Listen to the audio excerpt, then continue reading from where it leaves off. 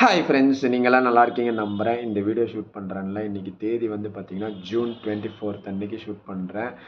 நாளைக்கு என்னோடய வாழ்க்கையில் ஒரு மறக்க முடியாத நாளாக இருந்துகிட்ருக்கு. June 25.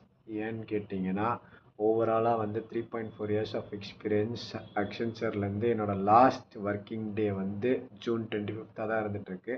First and foremost MNC கம்பெனியை விட்டு நான் வெளியே வரப்போகிறேன்.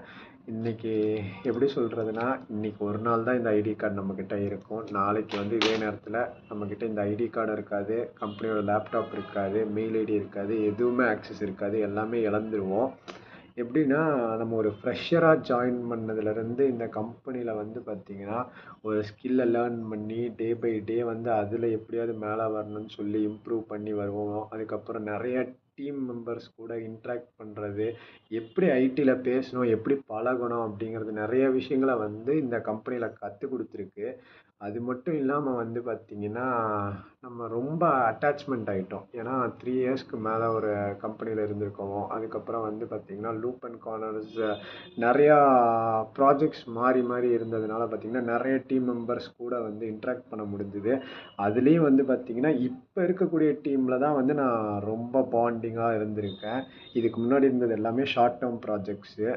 அது மட்டும் இல்லாமல் வந்து பார்த்திங்கன்னா 90 டேஸ் ஆஃப் நோட்டீஸ் பீரியட் எப்படி இருந்ததுன்னு கேட்டிங்கன்னா, ரெசிக்னேஷன் மெயில் ட்ராப் பண்ணிவிட்டு ஒவ்வொரு நாளும் குறையும் பார்த்தீங்களா, 90 டேஸ் நோட்டீஸ் பீரியட் சர்வ் பண்ணுறேன்னு சொல்லிட்டு. அது எப்படி இருந்ததுன்னா, என்னோடய ஃபீலிங்ஸில் லிட்ரலி வந்து பார்த்திங்கன்னா, நமக்கு சாகிற நாள் தெரிஞ்சிச்சுன்னா வாழ்கிற நாள் வந்து நரகமாக இருக்கும்ல, அந்த மாதிரி தான் அக்சென்ச்சருக்கும் நமக்கு இருக்கக்கூடிய ரிலேஷன்ஷிப் வந்து ஒவ்வொரு நாளும் வந்து குறைஞ்சிட்டே போயிட்டுருக்கு அப்படிங்கிறதும் வருத்தமாக இருந்துகிட்டு இருந்தது. இருந்தாலும் ஒரு நியூ ஆப்பர்ச்சுனிட்டி இப்போ, ஏன்னா இங்கே நான் ரொம்ப கம்ஃபர்ட் ஜோனில் இருந்துட்டேன்.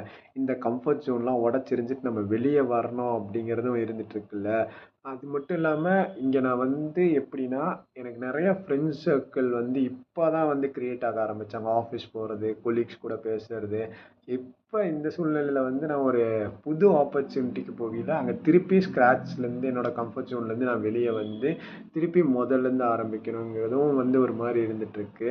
அந்த நீயா நானாலலாம் ஒன்று சொல்லுவாங்க பார்த்தீங்களா, don't get attached with your company. Company வந்து உங்களுக்கு சம்பளம் தான் கொடுக்குது, கம்பெனி மேலே எமோஷ்னலாகவும் ஒரு அட்டாச்மெண்ட் ஆகக்கூடாது அப்படிங்கிற மாதிரிலாம் சொல்கிறதுலாம் உண்மை தான் போல இருக்குது.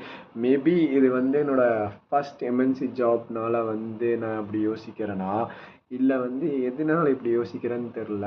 ரொம்பவே வந்து ஒரு மாதிரி என்ன சொல்கிறது, இன்றைக்கே வந்து போயிட்டு மேனேஜர்கிட்ட போயிட்டு ரிவோக் பண்ணிட்டு அந்த நியூ ஆப்பர்ச்சுனிட்டி வேணாம், ஒன்று வேணாம், இங்கேயே ஸ்டே பேக் ஆகிடலாம் அப்படிங்கிற மாதிரியும் தாட் ஓடிட்டுருக்கு இன்றைக்கி.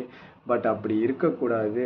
எல்லாத்தையும் உடச்சிரிஞ்சிட்டு நம்ம வெளியே வரணும். வெளியே வந்தால் மட்டும்தான் புது ஆப்பர்ச்சுனிட்டியில் என்ன இருக்குது ஏது இருக்குங்கிறத நம்ம கற்றுக்க முடியும். இங்கேயும் வந்து நிறைய விஷயங்கள் நான் லேர்ன் பண்ணியிருக்கேன். நிறையா டீம் மெம்பர்ஸை நான் வந்து மிஸ் பண்ணுவேன்னு நான் சொல்கிறேன். எப்படி இருக்குது, அவங்களெல்லாம் மிஸ் பண்ணிட்டு நான் எப்படி இருக்க போகிறேன்னு தெரில. கொஞ்ச நாள் கஷ்டமாக தான் இருக்கும், அதுக்கும் நான் பழகி தான் ஆகணும். மோரோவர் நாளைக்கு எப்படி அவங்க கூடலாம் வந்து கடைசி நாள் டைம் ஸ்பெண்ட் பண்ணிட்டு தான் வீட்டுக்கு வரணும். இதெல்லாம் எப்படி ஹேண்டில் பண்ணுறதுன்னு தெரில. மேபி இதுவும் கடந்து தான் போகும் வாழ்க்கையிலங்கிற நம்பிக்கை இருக்கும் பார்த்தீங்களா. இந்த மாதிரி ஒரு நம்பிக்கையோடு ஓட வேண்டியது தான். இதை பற்றி நீங்கள் என்ன நினைக்கிறீங்கிறத வந்து கீழே கமெண்ட்ஸில் சொல்லுங்கள். Tata, bye by.